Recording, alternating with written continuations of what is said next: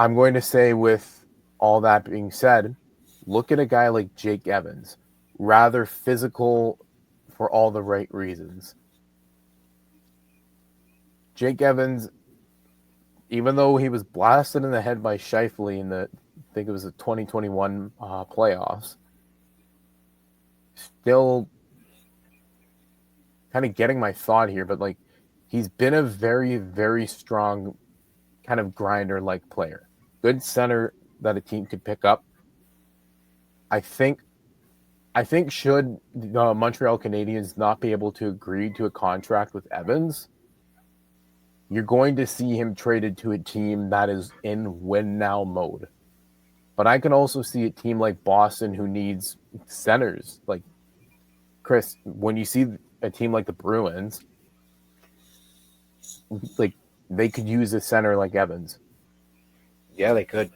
Like, considering their situation, it could shake things up, and maybe it'll be the kick in the ass they needed. Finally, the last forward/player on the list is Vladimir Tarasenko.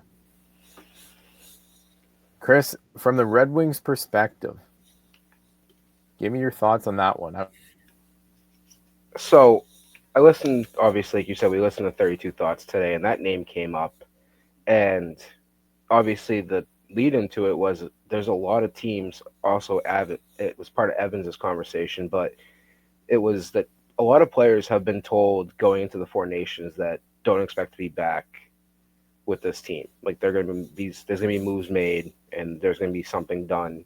And Tarasenko is one of those names. And, you know, I was surprised at the length of the contract when the Red Wings signed him, that it was a 2-year deal.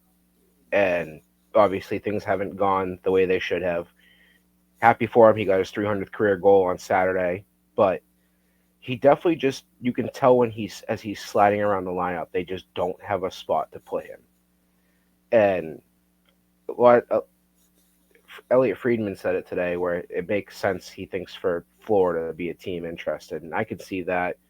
It's almost like I want, in the aspect of losing Tarasenko, I'd love to take Jake Evans and replace that and see if that works. But obviously, I don't see Montreal taking that deal 1-for-1, and I don't know what kind of draft pick they want to move. The Red Wings would want to move to make that deal happen. But I think something has to be done with Tarasenko. And obviously, I see a lot of the practice lines where you see 4 or 5 names on the fourth line. They're trying to figure out who's going to slot in.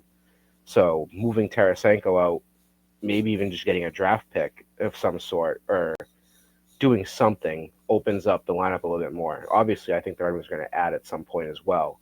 But I think for the time being, you could see a Tarasenko move, and they kind of wait to the deadline, see where they're at, and go from there. Because they do have, and we've talked about this the last couple of weeks, with prospects coming that could fit. There's some in Grand Rapids. There's some playing other places that can slide into this lineup next season and make them a much better team than what we've seen already. And they've been good as of late. So getting Tarasenko off makes sense. The question is just what is the return, and what is Steve Yzerman looking for? Yeah, and I completely agree with that. And when you, like you say, the term, maybe it gives teams a little bit of hesitation to maybe trade for Tarasenko.